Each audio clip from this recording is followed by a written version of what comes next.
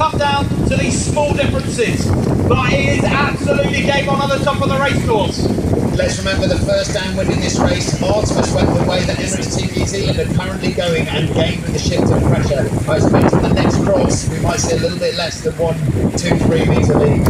Well, it is all opened up at the top of the race course. Artemis Racing, the early jibe to try and close down the distance down towards Emirates Team New Zealand, but this will be a critical time. Whoever makes this cross for me will go on and close out the race. Artemis Racing have that 100 metre lead. They bring the bow down, but will Emirates Team New Zealand make a gain on the left-hand side? The distance down to 83 metres as Emirates Team New Zealand come through the jibe. They're up on the foils. Now, where will they be sitting as they come back together? Berlin taking a bit of a gust, riding that down, bow down. Emirates Team New Zealand riding the edge of this exclusion zone as they close back up. It is Emirates Team New Zealand on the left-hand side of the race course. Artemis Racing on the right. The race will be closed out by this cross.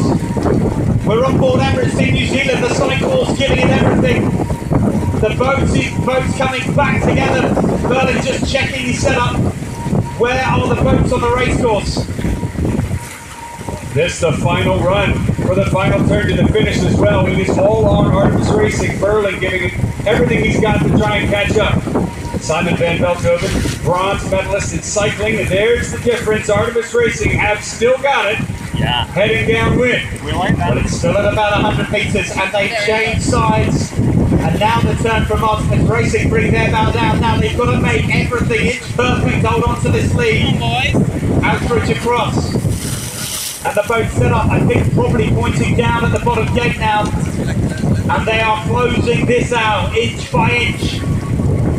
I think Artemis have got at least more one jibe to get through the white gates, the BMW white gates in front of us, and then into the finishing line. 3 days ago when it was super windy, Artemis had rate control issues. A system on their boat stopped working and they couldn't bear the boat away. I just wonder such an out-of-control tack like that, whether it wasn't a sailor malfunction, it was the boat with a bit of a bug in it, and that's why they got the high ride height and the crash. I tend to agree. If you look at their faces, they don't look very confident in their boat right now. They've just splashed out massively there. That'll slow them down. 31 knots of boat speed. New Zealand coming on strong from behind. This is the final sprint to the finish. This jibe has to be good, has to be perfect to hold off the Kiwis, or can Peter Berlin pass them at the finish? Well, they're laying the finish, and they're also laying the finish. Artemis Racing bow down. It's one of these to Emirates New Zealand. It's going to come down to this. Artemis Racing on lane, but here comes Emirates Team New Zealand. Oh, the Kiwis lay down. It's going to be very close. Artemis Racing bring their bow down. They're through the gate. They're putting in the finish. Emirates Team New Zealand have laid down as well. And it is nip and tuck between these two in a great race for the finish. Artemis Racing leading in what is a critical must-win match today. The Swedes are going to do it. Coming in here into the finish line. And Artemis Racing has got it! Woo! Unbelievable!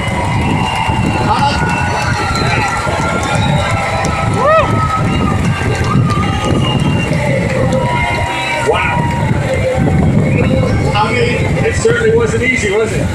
Right to the final sprint into the finish, Artemis Racing earned that win. Well, if that isn't a boat race, folks, I don't know what is. It's time to recharge your glasses because it is going to be race after race of action out there on the race course today. All credit to Emirates Team New Zealand as well. They kept it really close. We're going to take a short break. Race 2.